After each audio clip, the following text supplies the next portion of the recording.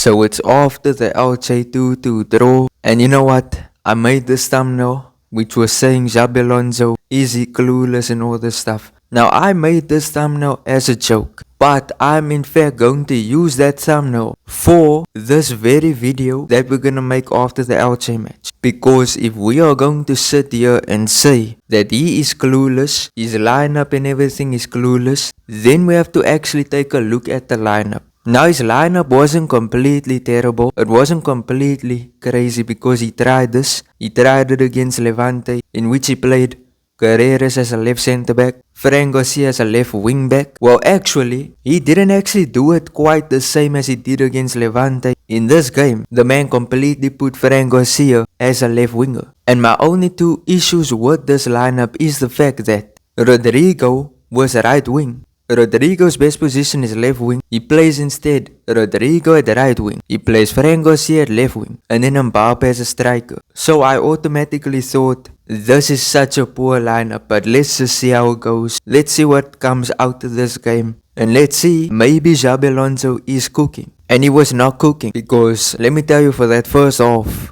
it was quite boring. And to be honest with you, the best player in this entire match, it's not Kylian Mbappe. It's not anyone who you're gonna see on the Sofa score ratings. Let me actually show you the Sofa score ratings. And yes, I don't usually do this, but I felt like it was important just for this match in particular. You're seeing Mbappe, he has the highest rating in the match. But I don't know. I think the best player to come out of this match, who came out of this match with the best look, with the most promise, and where fans can actually look at him and say, this guy is good. Who is it? It was Trent Alexander-Arnold. Now you see his rating here is not that good, but let me show you his highlights. His defending was decent. Yes, he could have defended better, especially with that first goal. Especially with the first goal. He kind of fell asleep there, but overall his entire performance was class. Passing out of this world. His passing was so good. Everything Trent did in this game was sensational. And when it came to creativity,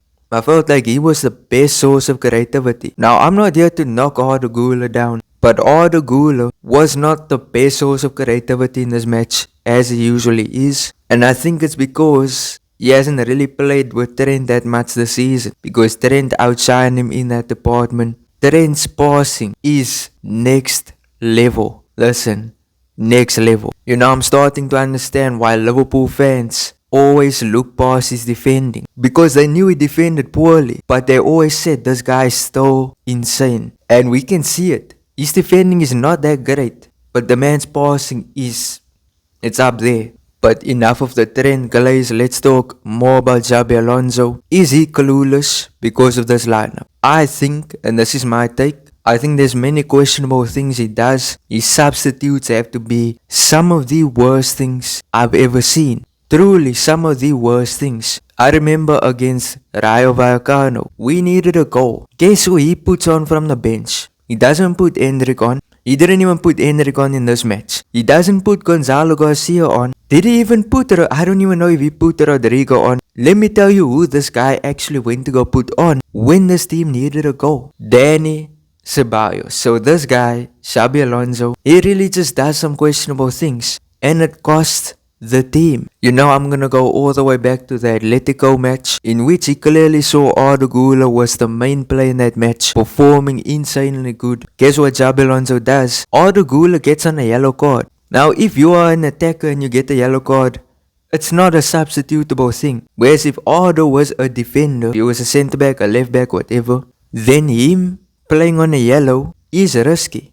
But he's an attacking midfielder. Xabi taking him off completely destroyed this team's chances of even getting a point against Atletico. So that should show you Xabi Alonso does a lot of questionable substitutions. But one thing I will say is, he hasn't been terrible. He's not been nearly as bad as people say he is. The people on Twitter talk about him like he's the worst thing in the world. Like I even see, look at this meme. Look at this meme that they're making of Xabi Alonso. They're treating him like he is the worst coach, and the team is still top of the table. Our only losses this season has been Atletico Madrid 5-2. That was poor.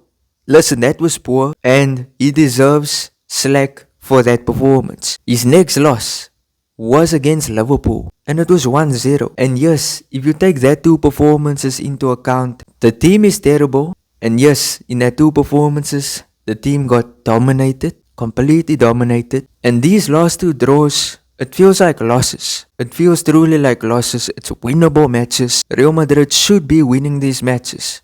And therefore, I think Xabi Alonso definitely deserves criticism. He deserves criticism. And yes, he's a young coach. He's new. Well, he's not a young coach, but he's new. A bit of inexperience is maybe showing. And that's why if you compare him to Carlo, there is a huge difference. It's a clear difference. And listen, let's just talk about, because I know some people is going to say it's a robbery and all that stuff. When it comes to robberies, when it comes to if that goal should have stood, I don't know. Vinny and Peña, it was a 50-50. And if the referee, listen, I honestly don't know. That's my opinion. If you want to ask me what is my opinion on that, I'll say questionable decision, and that's what I'm going to say. But cycling back to Xabi Alonso, the substitutions he did make against Elche, it was decent. It was very decent. I just felt, why didn't he play Endrick? Why does he not play Endrick? Does he have something against Endrick? Like, what is Endrick doing incorrectly? But either way, he puts Gonzalo Garcia on. Now, to be honest, when Gonzalo came on, the team had some decent amount of balance, but he was not played as a 9. He was not played in the striker position. He was played as a winger. Or I don't even know where he was playing. He was all around the pitch. I think he was not used to his best ability. And I overall think Xabi Alonso, for the next match, which is also an away fixture, he needs to start Gonzalo Garcia, but as a striker. And it overall seems like ever since El Clasico, the high of El Clasico, maybe that has impacted the team to where they kind of lack motivation. Because before El Clasico, their main motivation was to humble Yamal. But now there is no motivation. And then on top of that, he's benching Vinny Jr. Why is he benching Vinny Jr.? Yes, I know to play Rodrigo, and I have no issue with that. But if you're gonna do Mbappe striker, Rodrigo right wing, Fran Garcia left wing, you playing Rodrigo right wing anyways, why don't you just put Vinny on the left wing and play Fran Garcia at left back? Play the players in their natural positions. Rodrigo, right wing is not his natural position, but he's decent at right wing. The main positives I will take from this performance is Trent Alexander-Arnold, sensational player. I think Jude Bellingham, he was